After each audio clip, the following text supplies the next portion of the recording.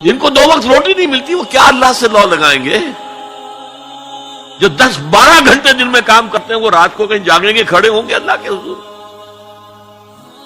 شاہ صاحب کہتے ہیں کہ یہ جو طبقہ پیدا ہوتا ہے غرباء کا، یہ انسانوں کی شکل میں حیوان بن جاتے ہیں، لدو اونٹ، بار برداری کے جانور، کولو کے بیل، کوئی انسان نہیں رہتے۔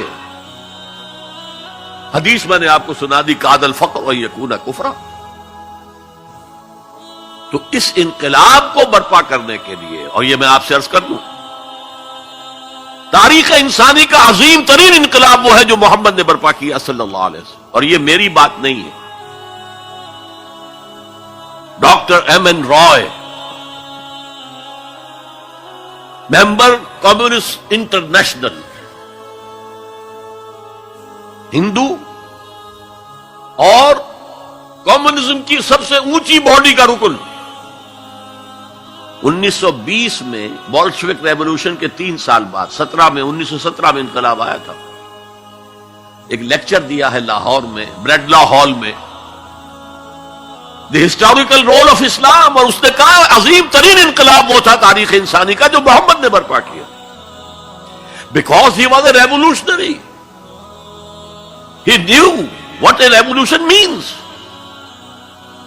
کہا عظیم ترین انقلاب وہ ہے جو محمد نے برپا کیا۔ یہ 1920 کی بات ہے، اور میں جب پچھلی مرتبہ آیا تھا 1991 میں تو معلوم ہوا تھا کہ یہ جو بمبئی کہتے تھے، ممبئی اب آپ کہتے ہیں، اس کا کوئی پبلشر اس کتاب کو شائع کرتا ہے، ہسٹوریکل رول آف اسلام۔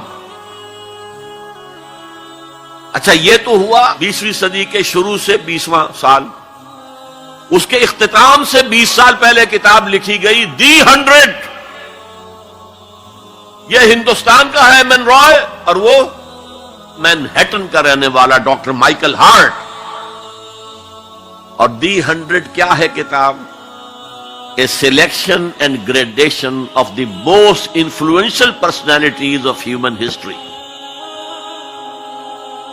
100 آدمی چن لیے تاریخ انسانی کے عظیم ترین، جنہوں نے تاریخ کے دھارے کے رخ کو موڑا ہے۔ عام آدمی تو تاریخ کے رخ کے اندر بہہ جاتے ہیں، جو رخ ہے چلو تم ادھر کو ہواؤ جدھر کی۔ کچھ لوگ ایسے بھی دنیا میں پیدا ہوئے ہیں جنہوں نے تاریخ کے دھارے کے رخ کو تھوڑا موڑا ہے۔ تو سلیکشن میں تو 100 نام گن لیے، اور پھر گریڈیشن کی، سب سے زیادہ کس نے موڑا، پھر کون پھر کون پھر کون، اور نمبر 1 پر لایا ہے محمد کو صلی اللہ علیہ وسلم۔ جو کتاب اویلیبل ہے آپ پڑھیں، اور بڑے خوبصورت الفاظ اس کے ہیں۔ Naturally I O an explanation, میں عیسائی ہوں، حضرت مسیح کو نمبر 3 پر لے گیا ہوں اور محمد کو نمبر 1 پر رکھ رہا ہوں، تو یقیناً مجھے کوئی نہ کوئی اس کی ایکسپلینیشن دینی ہوگی، کوئی توجیہ کرنی ہوگی۔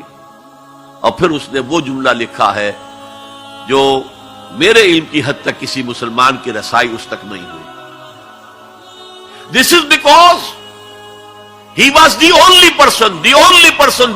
person who was supremely successful on both the religious and secular fields۔ تاریخ انسانی میں ایک ہی آدمی ہے جو ریلیجس اور سیکولر دونوں میدانوں میں بہت اونچا ہے۔ باقی سارے کیا ہیں؟ یا مذہب، روحانیت، اخلاق میں اونچے ہیں، تو ریاست، سیاست، اس سے کوئی سروکار ہی نہیں۔ حضرت عیسیٰ کا بھی یہی معاملہ ہے، گوتم بدھ کا بھی یہی معاملہ ہے۔ اور یا ادھر ہیں اونچے شہنشاہ ہیں، بڑے بڑے فاتح ہیں، تو دوسری طرف زیرو نہیں بلکہ مائنس لیول کو لانا پڑے گا۔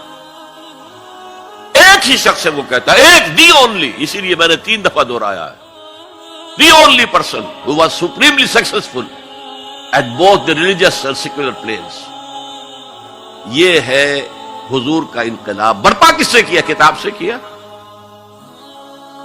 چنانچہ 3 مرتبہ وہ الفاظ آئے ہیں قرآن میں کہ آپ کا مقصد تھا دین کو غالب کرنا، اور اس کے لیے طریقہ کار کیا تھا؟ 4 دفعہ الفاظ آئے، 4 الفاظ، 4 اصطلاحات 4 دفعہ آئی۔ حضرت ابراہیم اور حضرت اسماعیل کی دعا جب وہ اذ یرفع ابراہیم القواعد من البیت و اسماعیل، اس میں دعا میں شامل ہے ربنا وبعث فیہم رسولا منہم، اے اللہ یہ جو میں اپنی نسل کی ایک شاخ کو یہاں آباد کر رہا ہوں، ان میں ایک رسول بھیجیو جو ان ہی میں سے ہو، کوئی مغایرت نہ ہو کہ باہر سے آیا ہوا رسول ہے، اس کی زبان اور ہے، ان کی زبان ان ہی میں سے ہو، اور وہ کیا کرے؟ یتلو علیہم آیاتک ویعلمہم الکتاب والحکمت ویزکیہم، تیری آیات پڑھ کر سنائے، کتاب اور حکمت کی تعلیم دے اور تزکیہ کرے ان کا۔